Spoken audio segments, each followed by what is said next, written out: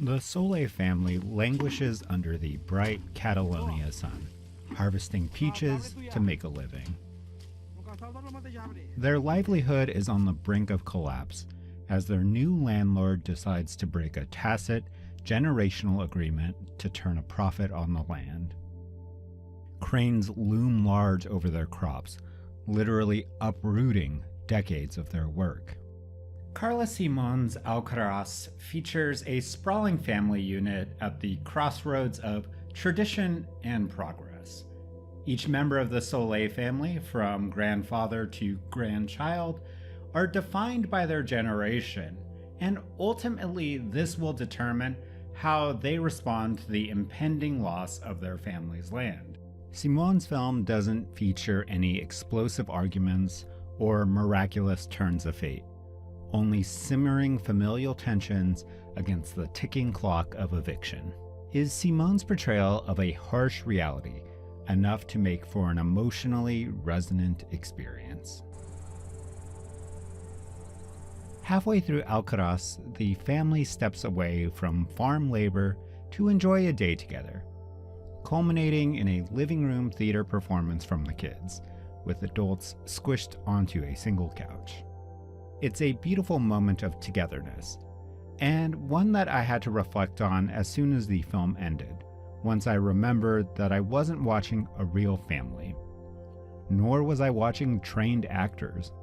Simone employed non-actors for her film and directed them to speak in their own conversational manner.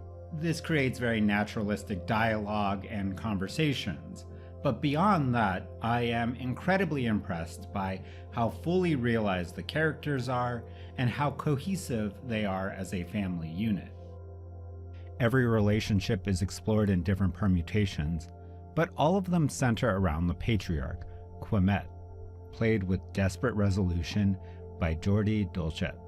He personifies the land that he's trying to save, attempting to prove his worth through tradition. He incidentally exposes his vulnerabilities through his tireless efforts to preserve things.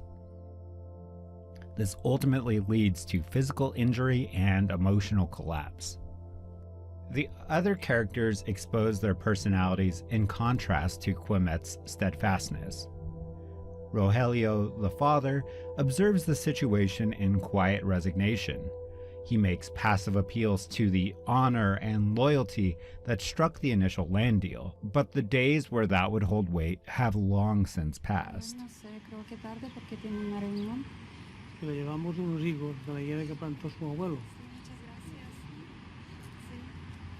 The situation is beyond his control, and he knows it.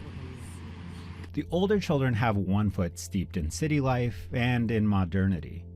The younger children are losing places to express their creativity and imagination, but they continue to find new inspiration everywhere, undeterred by the looming situation. Iris, matriarch of the family, nurtures and tends, stitching together the family when their differences begin to tear at the seams.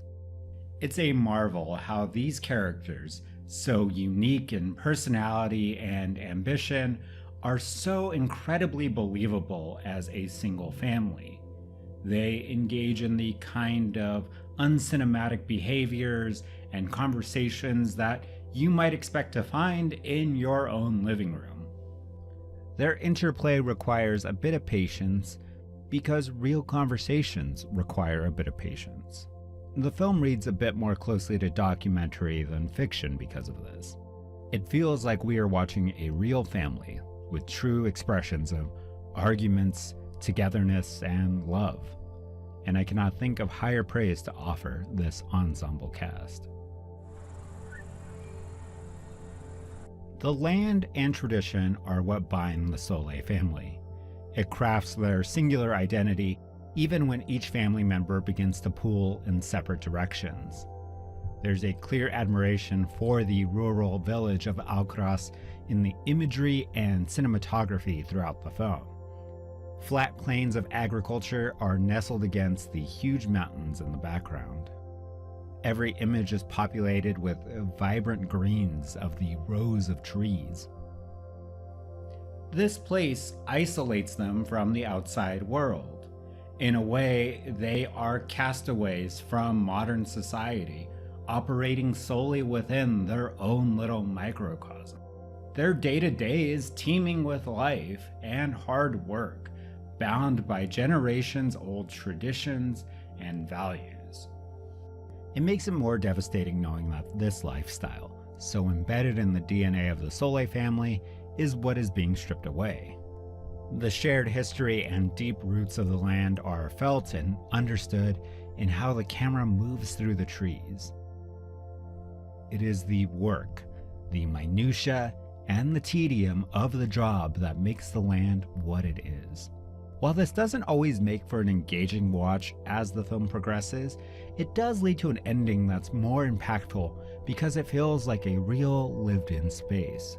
Simon's own mother was raised in Alcarràs, and this personal connection is felt intimately throughout the film. It feels like we're observing her memories, looking back through a time that's gradually fading away.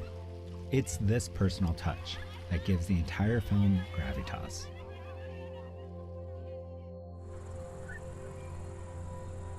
Time is Quimet's great adversary. It's made plainly obvious by the solar panels that are replacing his trees, a technology that uses the sun in a more profitable way than his fruit. Time, modernity, and progress is portrayed like weeds in a garden, relentless in its consumption of the land. It's a bittersweet reality. We can see how the work has worn down Quimet over the years. We hear how he yearns for a better future for his kids, but it comes at a cost. This future will destroy everything that has preceded it. Time is moving on with or without the Soleil family, and the film operates as an elegy to their traditional way of living that is rapidly approaching extinction. The film bears witness to this sobering reality, confronting us with the human cost of development and change. Alcarràs is a bittersweet eulogy, commemorating the humanity of those left behind to time.